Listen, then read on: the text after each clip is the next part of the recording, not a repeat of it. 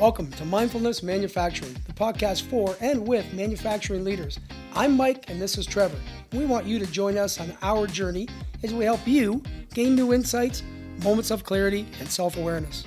Hey, if you're willing to step outside of your comfort zone and uncover new perspectives to make your next day better, grab your coffee and let's go.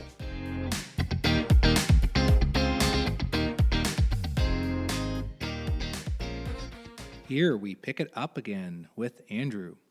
If you missed part 1, check out our last episode. So we decided to put together, we did an offsite, got all the leadership team together, and we came up with, based on our belief that, you must have a customer to have a business for one. If you don't have customers, you don't have a business. You must have people in your facilities, otherwise you can't process the work. You have to have people. Yeah. Sure. And you must generate a return on your investments. We came up with a philosophy of 30-50 green. That was it. That was the greatest enabler. 30-50 green. 30% reduction in manufacturing costs, 50% reduction in all health and safety incidences.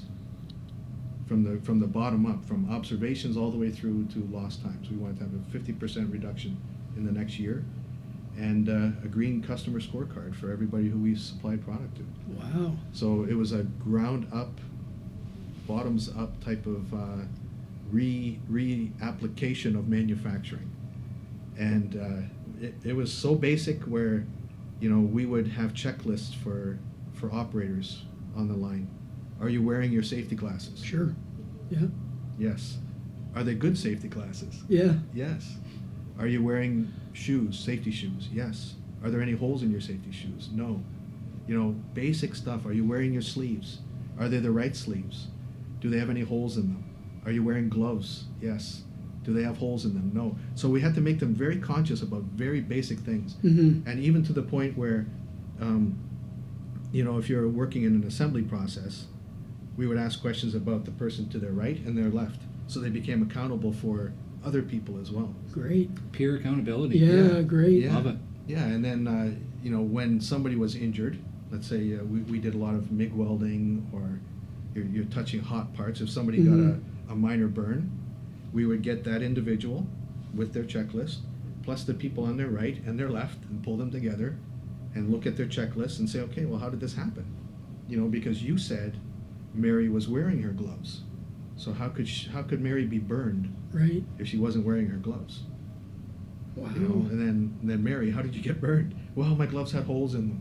Well, we asked you, you shouldn't be wearing gloves with holes in them. Right. Yeah, I know, but I didn't want to, get another set of gloves. But you must.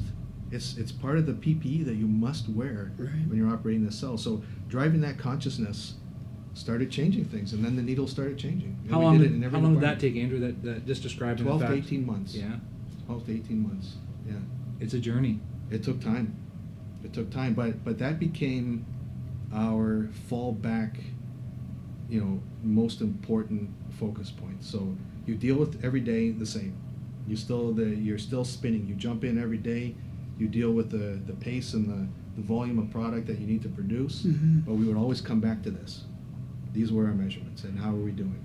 And when we started to get more engagement on the shop floor level and more participation and knowing what to do. So one of the things I felt the best about, and I would challenge people, I'd say, come into my plant and ask anybody what the goal of the organization is, and they can tell you.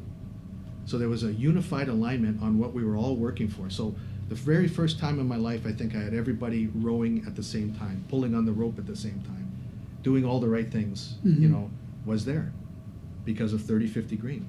And so they would say, well, we're looking for a 30% reduction in manufacturing costs. So for me, running this piece of equipment, it means my scrap level needs to be this. Sure. They can It was relate here, to it. but it was here. Yeah. And my throughput needs to be here. It was here, and now it's here. And then, really good, clear indicators on the shop floor to make sure that people were linked, so that they knew immediately, good feedback. Is my effort showing that I'm going in the right direction or not? And just breaking down big problems into little problems and breaking down big departments into smaller focused areas just really allowed us to gain some really amazing momentum. And I could talk numbers, right? Yes. So when I joined this company, there was around $100 million a year in sales and revenue, making no profit. By the time I left, after we had done this, it took us, so we started doing this in the third year of my time there.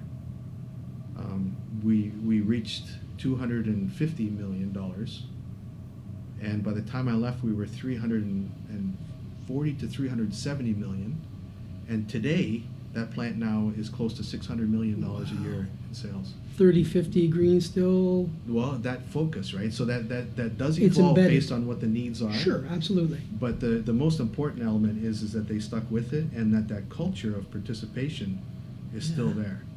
You know, Wow. because the people hunger for it. They want that.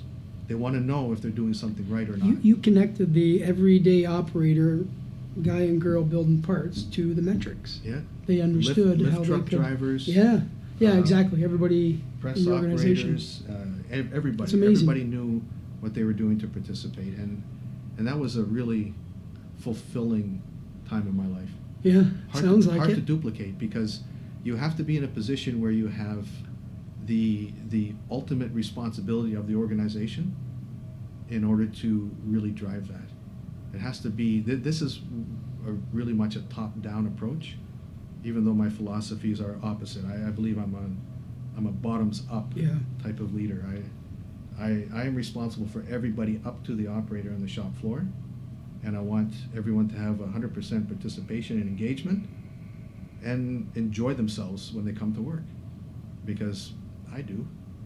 Yeah. They should as well, right? Yeah, exactly. I always have a good time at work. I always Yeah. enjoy it. You talk about having a good time, Yeah. and there's been a lot of studies lately on parents and their thoughts around their kids going into manufacturing. Yeah. And the numbers are low, It's as you're amazing. aware. Yeah. Mhm. Yeah. And what you're describing is a lot of that, what talks around the millenniums, which they have, very basic needs of engagement, and kind of what you're describing. And what's going to make the shift? Like, what's going to make the shift in our industry of manufacturing? Because everything that you're saying matches up to what the millenniums are asking for, Yeah. and what you're seeing there. They just want to be engaged. And what's going to shift it so that at some point parents say, you know what, I want my kids to go into manufacturing. Mm. Yeah, that's education. It really is. It's like values and morals and those kind of thoughts. They happen around the dinner table, right? They don't necessarily happen in school. And I think the education system needs to do a reflection and think about, how do I stop pigeonholing people? Like, everybody wants to be in the tech industries nowadays because that's what they see, right? That's what the media shows. It's all about going to work for a big company and pre-IPO and getting some shares and then cashing out and being a millionaire when you're 25. And that has happened quite a bit, especially in San Francisco and California. But I think the best thing that we can do is open up factories and start broadcasting and advertising and really getting to kids when they're still in an influential stage of their lives, in high school, early college years, and just show them how manufacturing has changed over the years. It's changed since I started. Yeah, exactly. Oh my goodness, it's changed. From the mid '80s to where it is right now, it's changed a lot. And a lot of it is, I think that factories today recognize the importance of people more than they did back then, and people accepted it. Like, I remember my father thinking how great it was that I started an apprenticeship and I worked for a company that they had a 35-year clause or something like that. Like, after 35 years, you're forced into retirement. He says, "Man, you'll still be a young man. Like, that's fantastic." And I thought that's the last thing that was important to me. I just wanted to work, and his mindset was more, you get something that works for you and you just stick with it. Stay with it. You just stay with it. And my mindset is, if it's not working for me, I'm going to make a change. Sure. I'm going to go do something else because I only have one kick at this can, and I want to make sure that I influence and, add value to as many people, as many organizations as I can. Especially if I'm aligned with them, it's amazing. If I'm not, then I feel like I'm wasting my life, wasting my time. Yeah, and there's quite a few individuals in similar positions who do put their head down and stick with something even though it doesn't line up with satisfaction or what they feel, having some sort of purpose. Yeah, and that's, I don't know what's right and what's not, what's Yeah, wrong there. sure. In that situation, I just don't know. I have a lot of friends that have been, working with an organization that I grew up in that has gone through a lot of significant change, and they're still there. And there for 25, 30, 35 years now. And, some have adapted to it, others have not and have left. But I don't know, what's right or what's wrong there. I really don't know, because I chose to leave, and I've brought a lot of instability into my life in many ways. But I've also brought a lot of, new opportunities that I don't think I would have, for sure, I would not have been able to face or see had I chose to stay. Yeah, a great way to look at it. Yeah, it's all part of that, when you look back and you connect the dots kind of thing, right? My wife has a beautiful way of looking at it. She, even though she is tiring a little bit of the moves and the different things, but she always says our life is like a novel. It's a book, and you can choose how many chapters you have in that, just based on your own doing. You make those choices. Great way to look at it. So, if you want to close one chapter and move into another one, that's your choice.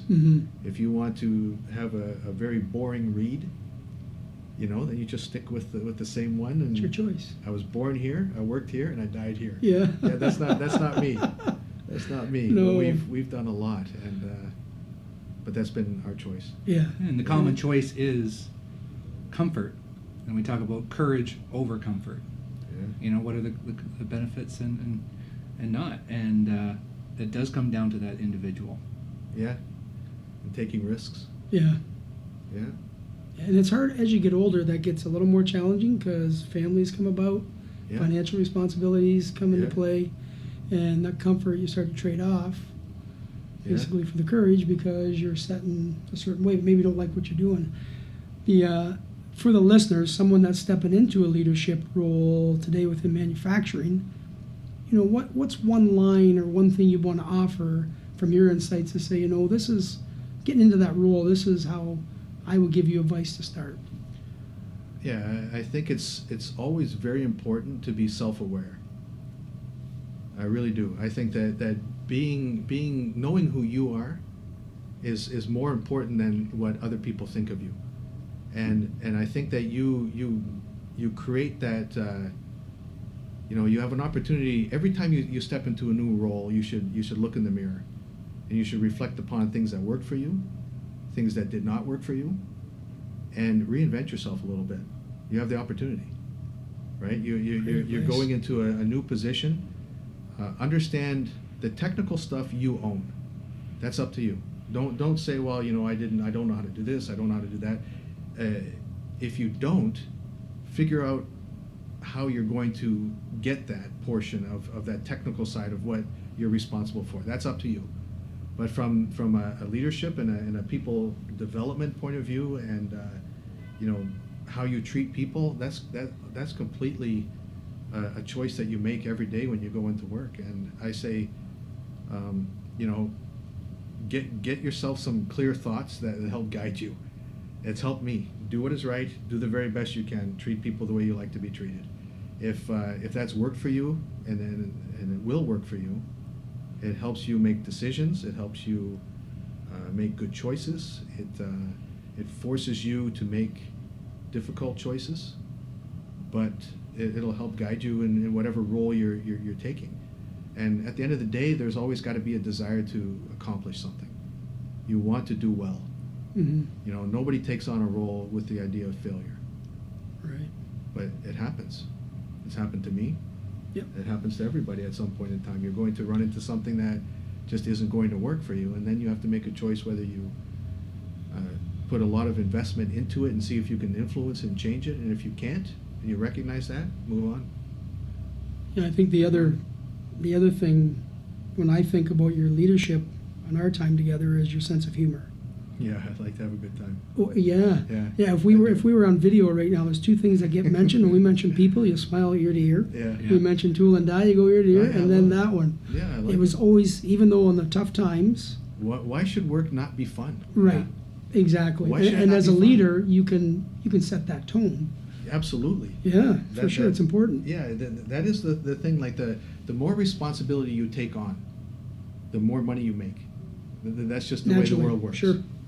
But that doesn't mean that you have to lose your sense of humor. It doesn't mean that you don't have to be, that you can't relate to people that are still working on the shop floor. That's one thing that I always considered a gift that I got in my life, was that I grew up in factories since I was young, so I know what it's like. Yeah.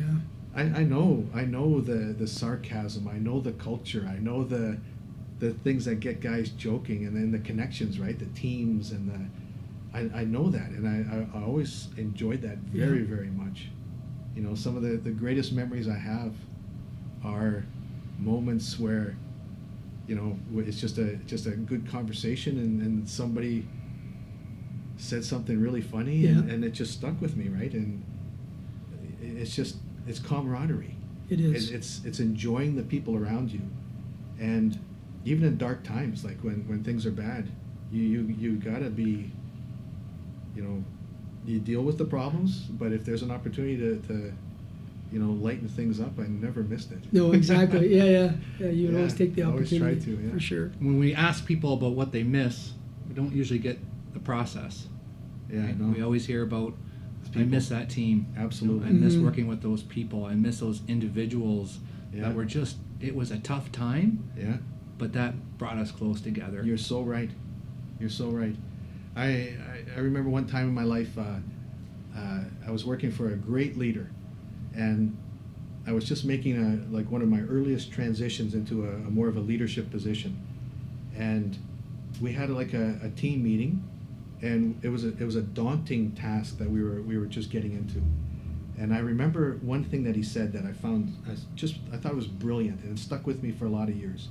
He said, when you are standing at the bottom of a mountain and you have to cross it, what do? You take a step forward. You just keep going. You take a step forward, and you join arms with the people that you're working with. You help each other. You support each other, and at some point, you'll notice that you're on the other side, and you'll get to the other side, back down to a nice safe area again, and you'll look backwards, and you'll see that mountain was not as big as what you thought it was, and there's 5 more in front of you. Yeah. It's going to continue to keep coming. This They is don't just go the away. way. They do not go away.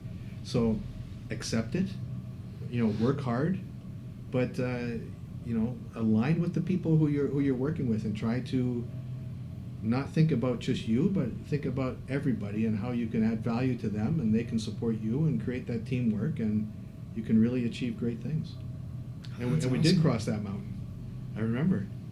So when Yeah. you meet new people, Andrew, how do you identify whether they fit in with your leadership style? Yeah. How do you identify that? I have 3 quick evaluation tools that I use, and I've been using them for a lot of years. And I don't know if there's any merit to it or whatever, but this is what I look for. I look for, does the individual know what they're talking about? Because there is a technical requirement in the industry. There are things that you must know in order to lead a position effectively, or to run a piece of equipment, or whatever it may be. You need to know that they are technically sound. So that's an important one. Number 2 is, can I trust them? And that's purely instinctive. Yeah. It's just a gut feeling. Mhm. And it's a strange thing, right? Because it's something that you pick up on very, very quickly. First impression. Yeah, It is, yeah. like within moments. Mm-hmm. I either feel like, yes, I like this person. They seem transparent.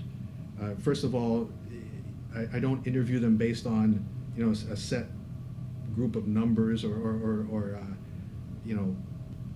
items on a sheet that are checked off, and did they answer this right, yes or no. It's just a conversation. So my approach is always just to kind of put all that technical stuff aside.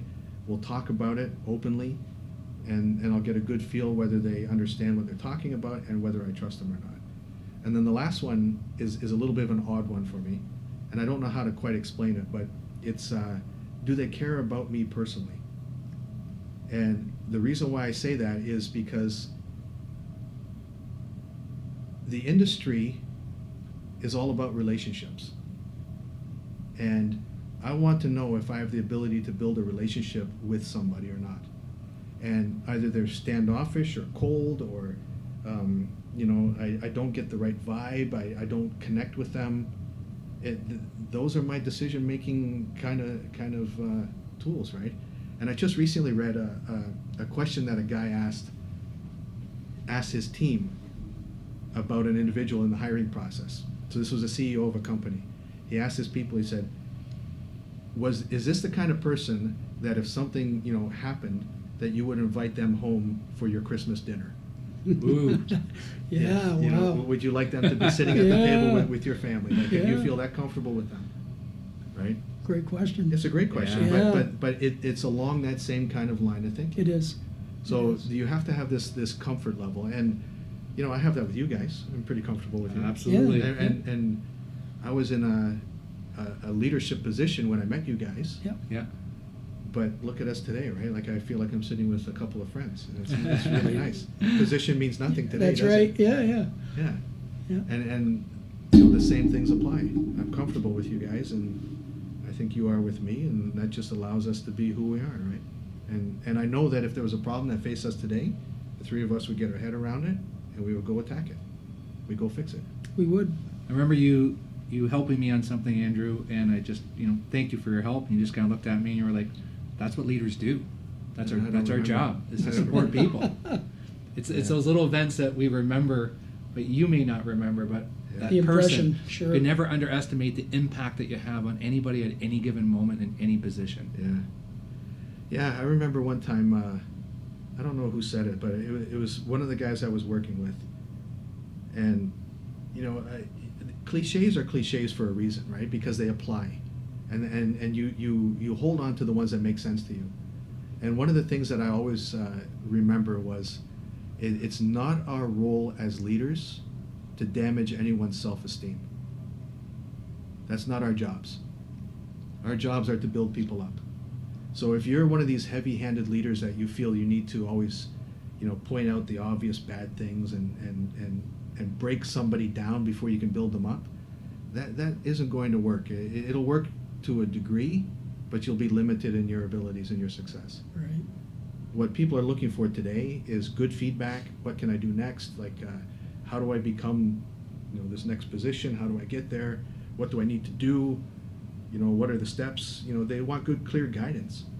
And I think that being able to do that, look somebody right in the eyes and tell them, the facts, it elevates your position in any organization if you have the ability to do that, genuinely. Why do you think that's such a difficult skill, or there seems to It's be a not lot of taught. people that don't do it? It's not taught.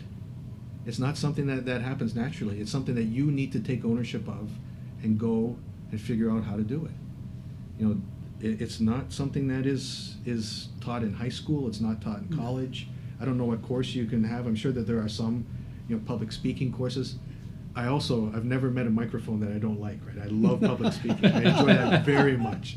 I love talking to my teams. Like, I enjoy that very much. But it's not taught. Those things about having those difficult conversations, it's not that available. So if it's something that you feel like you need to be better at, search out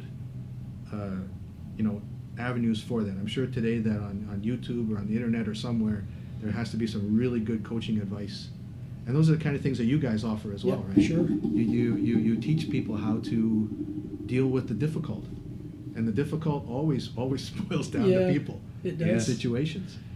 A machine is a machine. It'll do There's what only you tell so it to many do. things that go Sure. wrong with it, and if you put a good preventative maintenance system in place, or you start getting ahead of your failures and your breakdowns, and you have data to work with, it's pretty straightforward.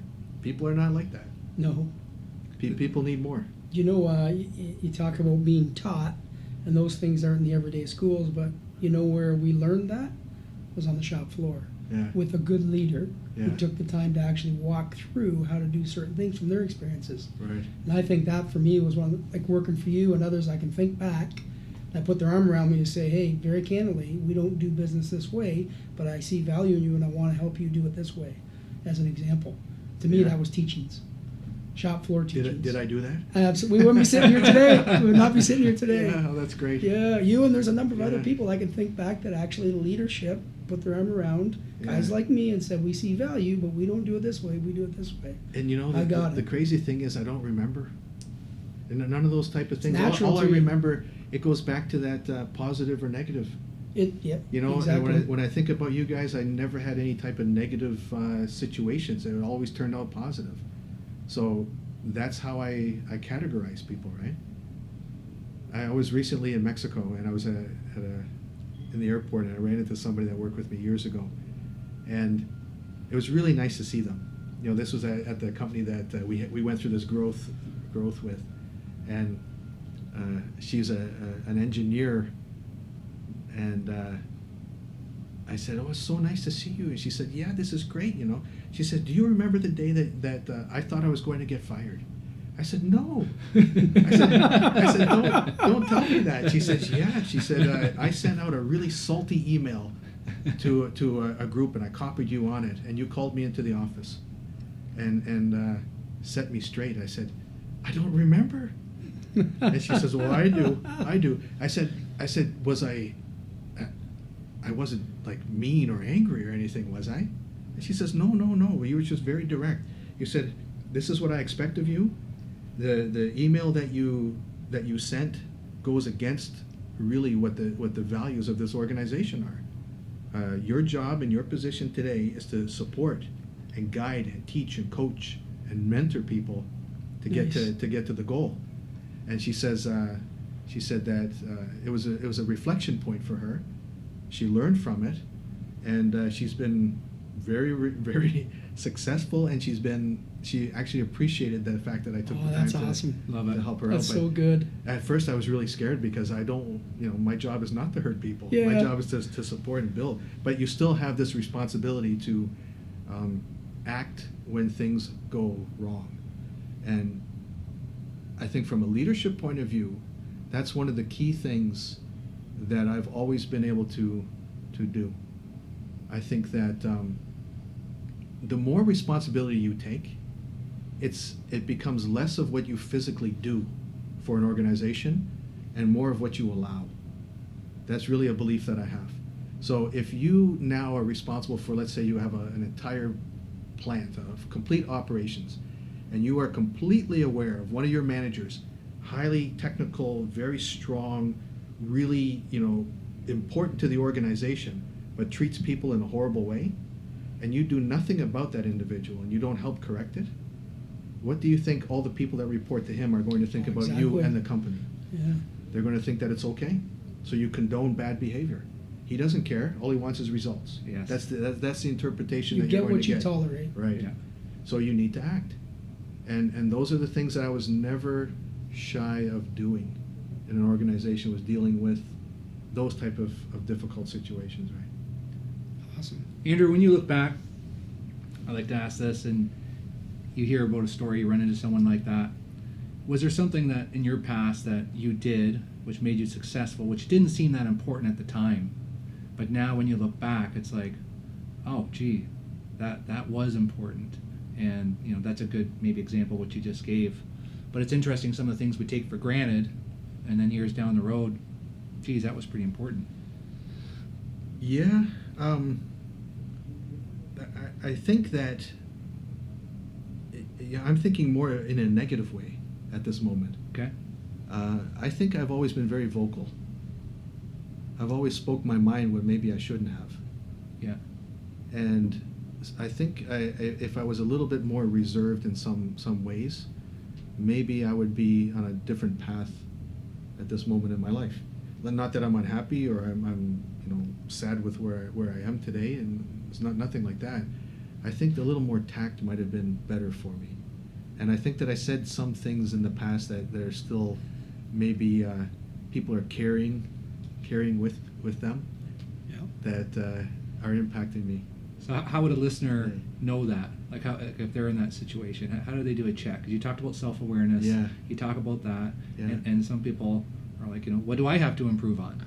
So how did they trigger themselves? Or if they, now all of a sudden they listen to you today. Sometimes you need to learn by your mistakes, and other times, when I spoke about difficult things, I always spoke with passion, and sometimes I believe I might have insulted people. I really do, and that was not my intent. That's the awareness of others. Yeah. Yeah. That's where I had a bit of a gap, and I had to learn that, and I'm still learning that. It's just part of who I am and my own weaknesses, right? Mm-hmm. I think that I'm so direct sometimes that I'm offensive, and that's a weakness.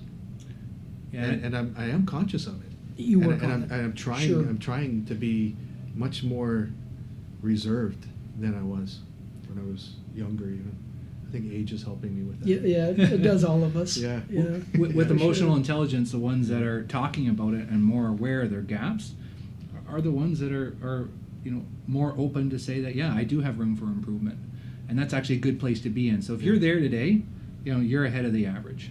If you can recognize that there's a gap, because and the ones that I always feel for are the ones that just don't see it. They don't know it. Yeah. And they don't know. They just can't acknowledge it. Yeah, in today's world, there's more at your fingertips to get emotional intelligence Right. or awareness. Yeah. 20 years ago, Yeah. we didn't talk about this. No. Just didn't exist. It did, but it just never hit our floor. I come from a generation where there was not a lot of personal feedback. You Yeah, didn't. we all I didn't get a lot of sit down sessions where somebody coached me and helped me be better at what I got. Better at what I was doing. But I do remember one time I had a leader tell me. I said, "So what do you expect from me? Like, what are your expectations? Because I would really like to know if I'm what I'm doing is at least aligned with what you want me to be doing, instead of just doing things on my own." Mm-hmm. And his answer was, "I want you to teach, I want you to coach, I want you to mentor, and continually learn, Andrew. Just keep learning." And I thought that was one of the wisest things that I've ever been told. Love it. Awesome. That's great. All right. Well, I want to say thanks. Yeah, my pleasure. We're coming to the end of the podcast. Great Great. conversations. Awesome to get a chance to see you again. Yeah, it's really nice. Yeah, it's the best Really part of nice. this is catching up. Yeah. Andrew, I want to Yeah. thank you for your consistency over the time. You never realize how many people that you impact, but many times we've seen you choose courage over comfort and your leadership values. So it's inspired Mike and I, it's inspired many others, and it's just a great time to acknowledge you for that and taking the time in the podcast today. Well, it's my pleasure, guys. It's humbling. I really appreciate this opportunity, and I hope that somebody listens to this, right? Because I think that there always are opportunities to learn, and learning from others is a great way to learn what not to do and sometimes what to do. Right? So All right. I All really right. appreciate it, guys. Thank you Thanks very so much. Thanks a lot.